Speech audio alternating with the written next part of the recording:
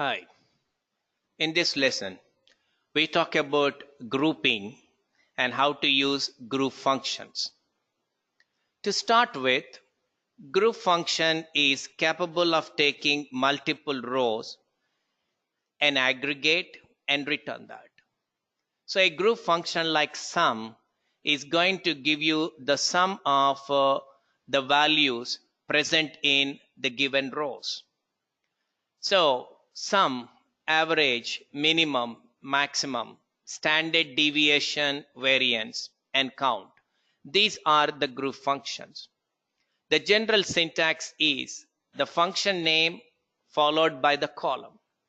But if you give distinct before the column name, it means you are only considering distinct values or unique values. So you are ignoring duplicates. Now, here are some examples. Select sum of salary from employees. This is going to give you the total salary of all employees. This is my sum, and then this is the column. And this is going to give you the count of commission percentage. This is interesting because it counts only not null values. So this is giving you how many employees have not null in commission percentage. And this is about getting the first and last date on which employees joined. The minimum hire date is the least hire date, and maximum hire date is the most recent hire date. So you can even subtract one from another to find out when you got the first employee joined and when you got the most recent employee joined and how many days are in between. And this is where I want to count the number of jobs employees are doing. Well, the number of distinct jobs, because distinct is only counting unique values. And then this is about average salary of employees where the salary is greater than 10,000. Of course, you can use where clause, you can use other clauses also. For example, later when we talk about grouping, we can include order by, etc. Now, this is about group functions without any grouping.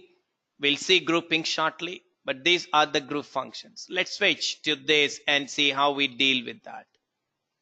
So here we are trying to find out the average salary of all employees. So this is what I want to give. And that's going to give me the average salary. So that's the average. Of course, you can round it and truncate it and do all sorts of things that we have been doing. I say I just want to get only an integer, so I can go for trunc. And then if I say I'm only interested in employees where the department ID is something like 80, then I get it. This is the average salary of employees in department 80. But what if I want to get average salary of employees for each department? Because this can give me average salary for one, but I want that for each and every department. How do we get that? Well, that's where grouping comes into picture. We'll see that very shortly. Now, before I go to that, let me count how many employees are there in the department 80. And this count star is just to count how many rows are there, not counting any not null values in a single column. This is almost equivalent to saying count of employee ID, because do you remember employee ID is a not null column, so you can't have null value there. So this is going to be equivalent to count star, and I find count star more convenient to use it, so I go with that. But that's not same as counting the commission percentage. If I want to know the commission percentage for employees in department 80, then it is still giving me 34. Well, don't be surprised, because this department is where all employees are given commission percentage. But if you go for some other department like 60, then the count is 0. But it doesn't mean we don't have employees in that. Let's try. Let's see how many employees are there. So that's about the number of employees we have and how many employees are having commission percentage. So this is about a count. It can either take star or a column. But when you give a column, it counts number of not null values. Okay, that's about simple group functions. But how do we use that with group by? Now, group by class, if you switch back to this, is to divide the data into different groups based on the value in a given column. So if I want to divide the employees into different groups based on department ID, then we need to use group by department ID. So let's switch to that. So here I say, I want to get the department ID and I want to know how many employees are there, and I want to divide the data using department ID. So I'm saying department ID, then count from employees, group by department ID. This is what we need to do. So now you get each department and how many employees are there. Well, you can also use order by and say order by department ID. Then you get all the details in the sorted order of department ID. Of course, you can sort even by second column if you like. Then you get the data sorted by the count. So the departments with more employees are pushed to the bottom. Well, if you want them to be at the top, you know what to do. Just use descending. And interestingly, there is a row for department ID null. One of the rows in employees table is having null in department ID. What if I want to exclude that? I can. So I need to come to this and say where department ID is not null. So consider only those rows where department ID is not null, then group the data by department ID, and then we are saying we want to sort the data by the count of employees. You can change it to 1, 2, whatever you like. So go ahead, and this time you don't see that null. Okay, I go back to 1 and I'm just going by the sorted order of department ID. So this is how you group the data and you calculate some aggregate for each group, and you can count, you can get the average salary, total salary, you can have whatever you like. This is the way it goes. Okay.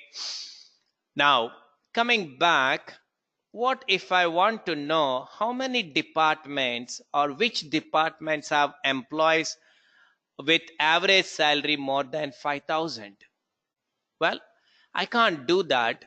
Let us say we want to get the average salary of employees, and I'm only interested in departments in which average salary is more than 5,000.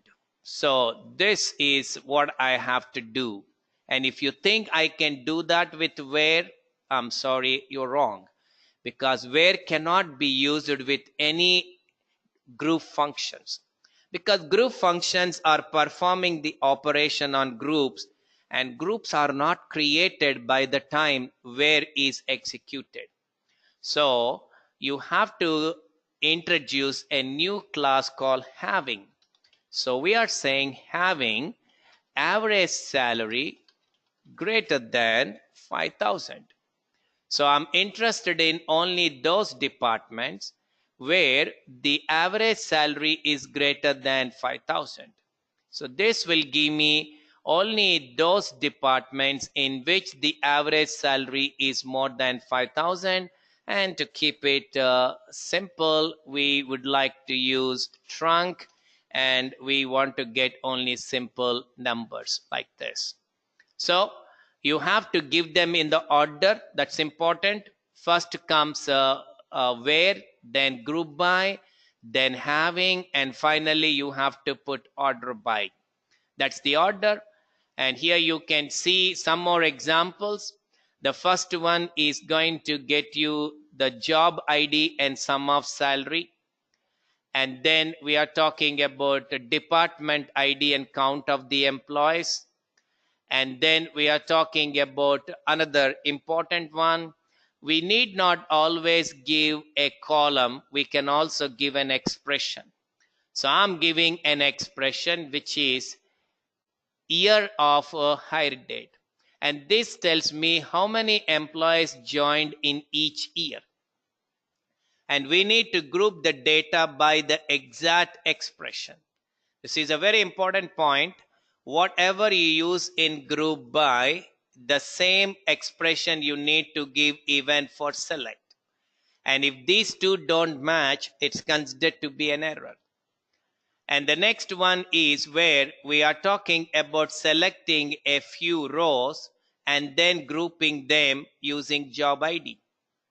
And then finally, it's possible that you group the data by multiple columns. First, you want to group by department ID, and within the same department, you want to group again based on job ID. And then this is about having class. And here are some more examples. And this is where I want to display the jobs with total salary greater than 50,000. And this is where I want to display the manager and count of the employees reporting to the manager if we have more than 5 employees reporting to the manager. So manager ID is nothing but the employee whom an employee is reporting. So if 103 is reporting to 101, then in the row of 103, we have 101 as manager. So this is where I want to know the managers where we have more than 5 reportees. And then the next one is where we divide the data by department ID and select only those departments where the count is greater than 5. So these are different examples. And coming back, I can go and find out how many employees joined in each year. So this is how we can get hire date, 4 Ys, count of star from employees. But don't forget, group by exactly the same expression like this. So this will give me how many employees joined in each year. Let's sort it by 1, and you're going to get something like this. So this is about the number of employees joined in each year. According to my data, we have 2001 to 2008 employees joining, and these are the counts. So if you want a more legible column heading, you can say something like a number of employees joined. That's fine. Well, you can give, as I told you, either in uppercase or lowercase, doesn't matter. For clarity, I use generally uppercase, but even if I use lowercase, doesn't matter. It still works. Okay, so this is about it. But if you want to consider only the years in which more than 10 employees joined, then just use having count of star greater than 10, and you will be getting only a few like this. This is the way it works. So that's about having, and this is the order. First, we are going to apply where and filter rows. So if I have 100 rows, based on the condition, might be only 70 rows are selected. Now those rows are divided into groups using group by. So that might be something like you end up having 10 different groups, and then you're going to use having, which will select a few out of those groups. So might be from 10 different groups, you're selecting only 4 groups because only 4 groups are satisfying the given condition. So having comes after group by. Group by should come after where. That's exactly the order, and you can't change it. And if you are planning to use order by, that always comes at the end. So that's about the way these classes are applied, and this is the order of execution. Well, this is about this lesson. We understood how to divide the data into different groups, how we can create groups by a single column or multiple columns. We understood how we can use group functions. Group functions can be used with or without group by, but it is generally a practice to divide the data into different groups and get some aggregates. We also understood how having class can be used. It is to select a few groups, and having is to select groups, and where is to select rows. You have to understand the distinction clearly. So do not interchange them. Where is used much before grouping, and having is used after grouping because it works on groups. So those are the important things. And this lesson is pretty important because grouping is such a common task and you have to be very comfortable with grouping. Well, so keep practicing, keep trying queries. I'll catch you in the next lesson.